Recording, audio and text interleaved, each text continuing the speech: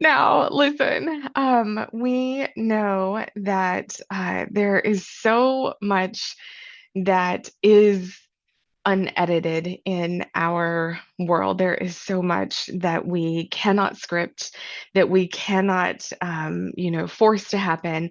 There is so much that we have to go with the flow on, whether we are employees, leaders, C-suite, stay-at-home moms, whatever, stay-at-home dads, whatever it is. There's so much that is not scripted.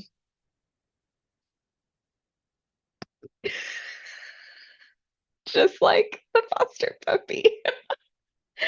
I love that he came in right on cue. Perfect.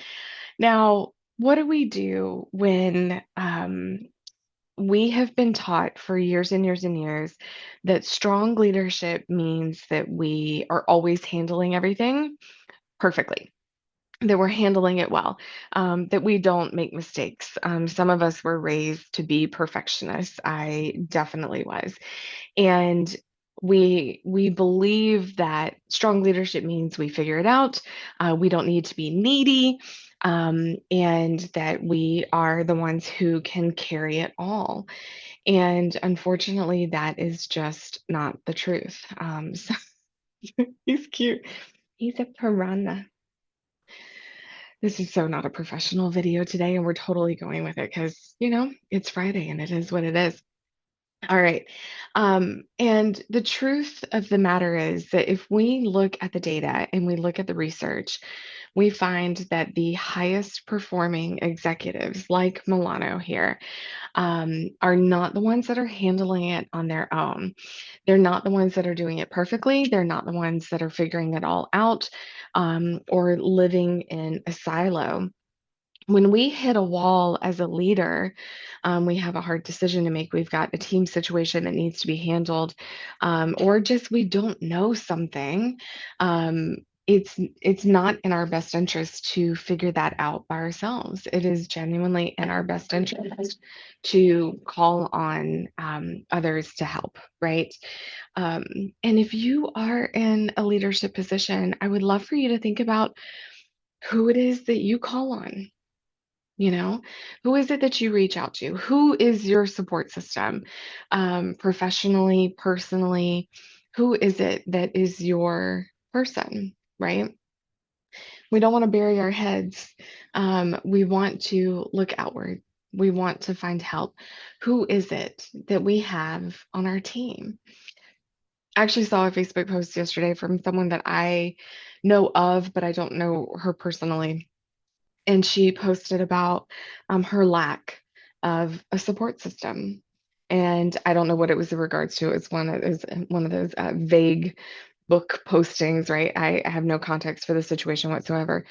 But that feeling of not having that support system is very real. If we don't feel like we have that person that we can call, or that person that we can depend on, or a person that can help us even be a thought partner or an accountability partner, the more isolated we are, the harder and harder and harder that the job gets. And that includes leadership. It includes leadership roles. So if you're asking yourself, if things went sideways today in my job or on my team, who would I reach out to? And you aren't able to think of someone pretty quickly, I'd love for you to let that sit. Don't glaze over that. That means that there is a gap here of support that you need. And that's an advantage that makes or breaks leaders. That's an advantage that is the difference between those who are great and those who are getting by. And we need that. And the good thing is, you can control this. You are not a passive bystander to, not having access. You can build that yourself. You can find somewhere to plug in. You can create whatever it is that you need to do, but you have control over that situation. There are a lot of things that we have to go to the flow with, but this is something that is squarely in your control and within your power, right? A lot of the leaders that I work with, if I could just be really honest, when I ask them that question, the answer is nobody, or someone, but they're not dependable, right? They may call them, but edit what they say. They may feel like they have to put on a mask or a face, and they want to give the version of themselves that makes it look like they're not struggling, when in truth, they really are. And that's one of the most expensive habits that a leader can have because it's going to cost you a lot. Um, there was some research this year that was done in CEO peer group studies that found that executives who intentionally leverage external peer perspectives feel better and make measurably better decisions, right? External peer perspectives, someone who's on the same playing field. There was a video that I loved that Brene Brown did where she's like, if you haven't been on this stage, you don't get to have input because you don't have context. You don't understand. If I'm dealing with an issue, in a business, I'm not going to ask someone who's never run a business before. I need people that have context for my situations. So we feel better when we have that. And when we choose to access it, you can have it, but if you're not leveraging it, it doesn't count. And we make measurably better decisions, right? There was actually one study that tracked what happened when a CEO that was facing like a major restructuring um, situation that was coming up. When they brought that problem, a problem around that to a peer group, instead of like white knuckling it themselves and going solo, the group surfaced options and ideas that CEO had not thought of themselves, had not considered. And in one particular study, it saved 20 jobs, 20 people's careers were saved because they came up with a creative solution to a problem. That matters. Being willing, being vulnerable enough, being humble enough, being wise enough to know that having that support system can make that kind of a difference for you, there's impact here, and it is an advantage that will allow for growth.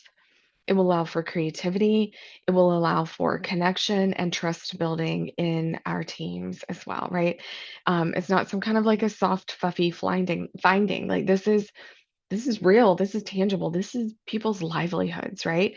So peer support for leaders is a performance strategy because we perform better with it, but we build, right, and outperform those who don't have it. The data are pretty clear on that, right? So instead of leaning into a version of leadership that says just like be strong, figure it out, don't need anybody, there's a version. The opposite side of that coin is build a structure, create something around what makes you strong, what gives you sustainable leadership potential, what gaps and holes and challenges do you have that other people can support you with, and realize that all of the greats, like go find them. All of the people that you admire, they didn't build it alone. They were not creating that system alone, right? Those are the people that we look up to. Now, sometimes it may seem like it on the outside, sometimes it may seem like it on the surface, but if we actually go look at the supports they had, it's immeasurable. You can go open a book from a person that you admire and find an entire acknowledgments page because even just the act of writing the book isn't done in a silo, right? And that's not, this is, I want to be careful that we don't think that this is like, well, my personality is being like the strong, independent type. Same. Okay. But it's not a personality type to fail. It's not, well, we all fail and failure leads to crazy successes, but we have to learn from it. So it's not a personality type just to fail and not improve or evaluate and get input. It's a decision. We make a conscious decision to improve that, right? So one thing that you can implement, and I know today's Friday, but one thing that you can implement, on your next work day, maybe you work on Saturdays, in your leadership practices, I want you to identify one decision that you're currently carrying alone or mostly alone that would benefit from an outside perspective, something that genuinely you could use some fresh eyes on it. I don't want it to be something that like you were just complaining about or venting about, but a real decision. And think about someone who understands the situation you're going through, someone you would consider a peer or maybe just one step above you, who really understands and gets leadership and what you're dealing with here, and ask them about the situation. Don't tell them what your thoughts and ideas are. Just shut up and listen and see what they have to say. Maybe they see it differently. Maybe there's a different perspective there. And figure out what creative solution you can create that was not your own. You make the decision to implement it, but what creative ideas can you get from having that peer support system, right? So we're not going to get very far by carrying things in silence and falling apart behind the scenes.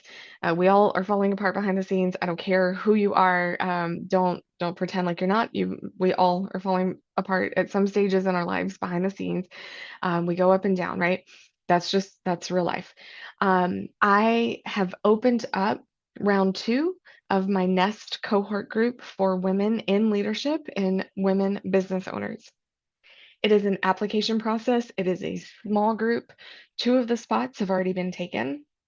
If this is the kind of support system that you want, where you can show up in a group, and these are not people that you necessarily work with, or feel like you have to put on a mask for, but you are a woman that is craving that space to be able to show up and say, here's my burdens, here's my albatross, here is all the BS that I've been carrying around with me all the time.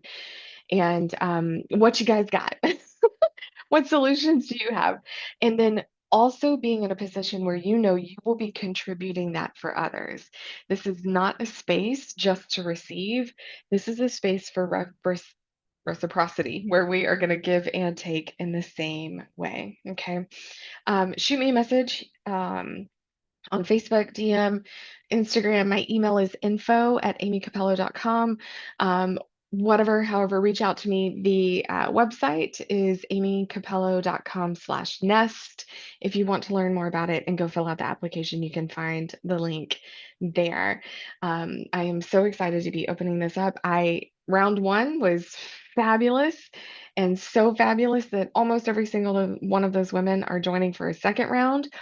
And I've had to make two that are going to run adjacent to one another, which is really exciting and an honor to be able to create this and put this out in the world. Obviously, we need it. So tell me all the things that are going on with you. Reach out to me. My doors are open. I would love to talk, and I cannot wait to hear from you guys. I hope everyone has a fabulous weekend. Start thinking about who your support is, and if you want me to help you facilitate that through the Nest group, just let me know or go to amycapello.com/nest. Have a good one, guys.